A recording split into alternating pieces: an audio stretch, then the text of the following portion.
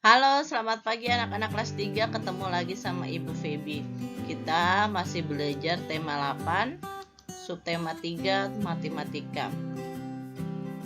Apa sih yang akan kita pelajari? Yuk kita simak pembelajaran hari ini. Nah, kita lihat ya, data. Apa yang dimaksud dengan data? Data adalah suatu hasil pengukuran atau pengamatan. Biasanya yang diukur ini berat badan, atau bisa juga tinggi badan, yang bentuknya dapat berupa angka yaitu dalam bentuk tabel. Nah, ini namanya tabel ya. Sudah. Turus ini dalam bentuk lidi-lidi, frekuensi itu banyaknya nilai yang ada. Sudah. Bisa juga berupa diagram. Nah, diagram ini diagram batang. Sudah. Selanjutnya, nah, ada suatu ilustrasi. Hari ini Sita dan kawan-kawan akan bertualang. Kan ceritanya dia sebagai anak pramuka. Anak pramuka itu suka bertualang. Mereka akan mencari tahu tentang lingkungan sekolah.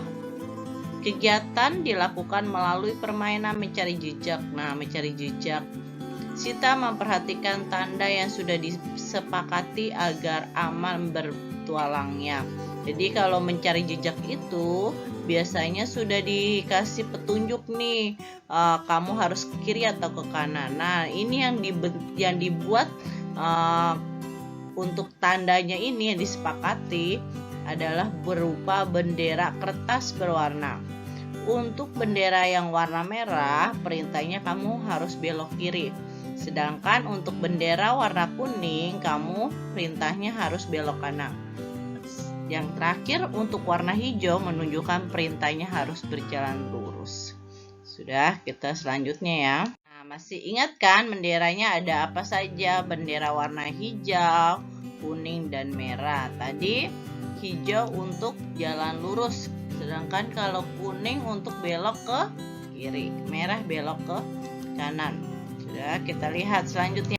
Nah, ternyata setelah Sita sudah berjalan, Sita melihat bendera warna kuning ini ada 8 banyaknya.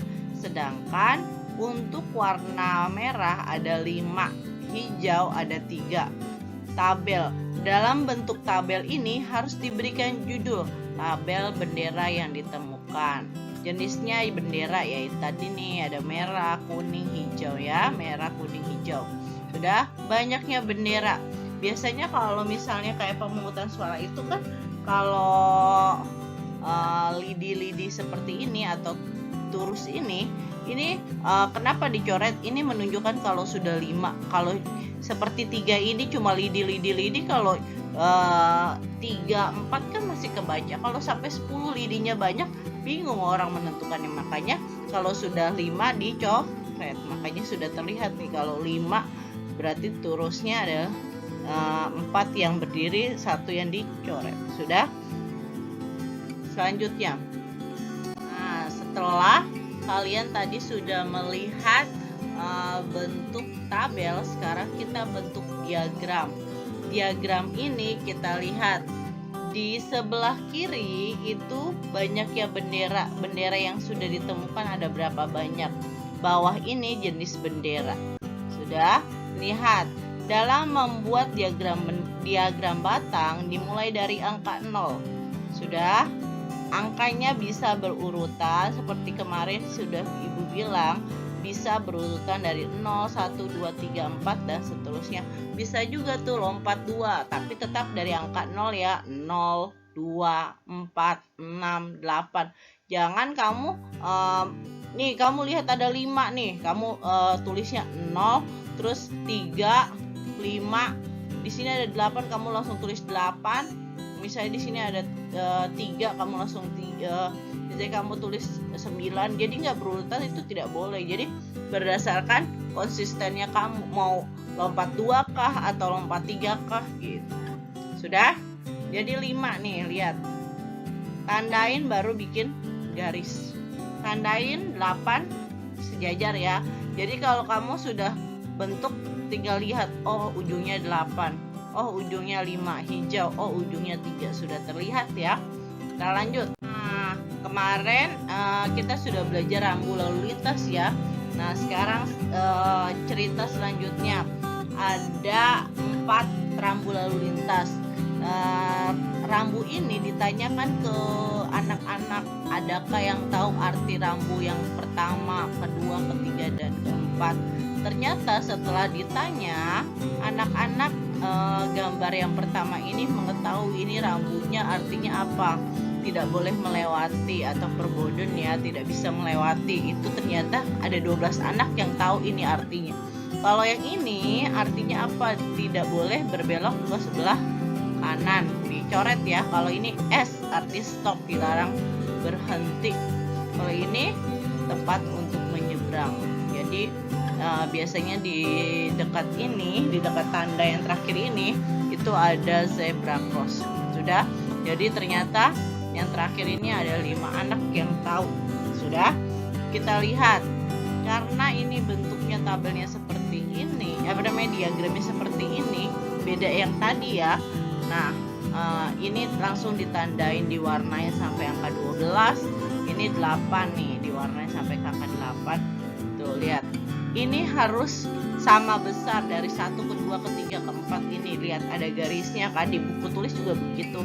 Jadi nggak bisa tuh kamu sesuka hati nggak pakai garis diukurnya. Sudah? Nah, ada suatu cerita. Tadi kamu diajak untuk membuat tabel dan diagram. Sekarang sudah ada diagram batangnya. Kamu diajarkan untuk membaca, bagaimana membaca diagram batang. Lihat ceritanya. Berikut data teman-teman Arman yang berjumlah 14 anak. Mereka ada yang memiliki sepeda, ada juga yang tidak memiliki sepeda. Beberapa teman Arman tidak dapat mengendarai sepeda. Laporan dalam bentuk diagram. Lihat yang hijau. Hijau ini dijelaskan dapat mengendarai sepeda. Kita lihat ujungnya di angka berapa. Nah, di angka 7. Yang merah tidak dapat mengendarai sepeda. Ujungnya berapa? 5. Jadi yang tidak dapat mengendarai sepeda adalah 5 anak. Yang terakhir kuning, dia tidak punya sepeda. Sudah 2. Jadi yang tidak punya sepeda tidak tahu ya bisa mengendarai sepeda atau tidak bisa ya. Ada juga kan yang tidak punya sepeda tapi bisa menggunakan sepeda, mungkin minjam temannya. Sudah? Dari diagram ini kita sudah bisa membacanya ya. Jadi ada 7 anak, ada 5 anak, ada 2 anak, dan nggak, di total ada 14, benar ya. 7 tambah 5 berapa? 12 tambah 2 14. Jadi total dari data ini adalah 14 anak. Nah, dari tabel ini kita diminta untuk menjawab pertanyaan yang pertama. Berapa banyak anak yang dapat mengendarai sepeda? Yang dapat mengendarai sepeda ini warnanya hijau. Lihat ujungnya, angkanya berapa? Sebut ayo berapa? Iya betul, 7. Lanjut ya, nomor 2. Berapa banyak anak yang belum dapat mengendarai sepeda? Belum dapat artinya tidak dapat mengendarai sepeda ya. Dilihat warnanya merah, lihat diagram batang warna merah, ujungnya ada berapa? Iya, ada 5. Lanjut, terakhir pertanyaannya. Belum deh, ini masih yang ketiga.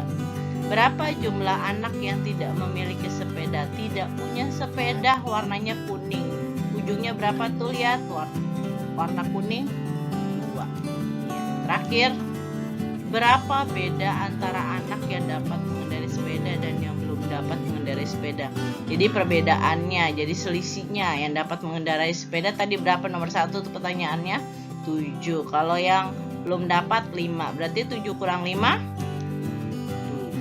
2. Sudah ada sampai sini, sudah tahu, sudah bisa menjawab pertanyaan dari diagram batang? Kalau sudah, tugasmu kita lihat ya. Nah, tugasnya ada di halaman 169. Ada cerita tentang Lukman dan teman-temannya ini punya teman sekelasnya berjumlah 30 anak, melaporkan tentang laporan diagram di samping ini. Jadi kalau antara 10 dan 8 ada 9.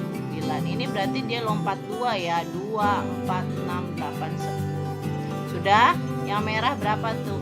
6. Yang hijau, yang biru berapa? 7. Yang hijau 5. Yang pink 3 ya, antara 2 dan 4. Sudah? Nah, pertanyaannya ada 5. Nah, ini kamu tulis 5 pertanyaan ini di buku PS-mu. Nanti dinilainya saat kamu masuk hari Senin ya, tidak perlu difoto. Sampai jumpa ya. Sudah, kalau masih belum mengerti boleh tanya sama ibu. Untuk lebih jelasnya pertanyaan dan soalnya ada di buku paket tema 8-mu di halaman 169. Terima kasih untuk pembelajaran hari ini.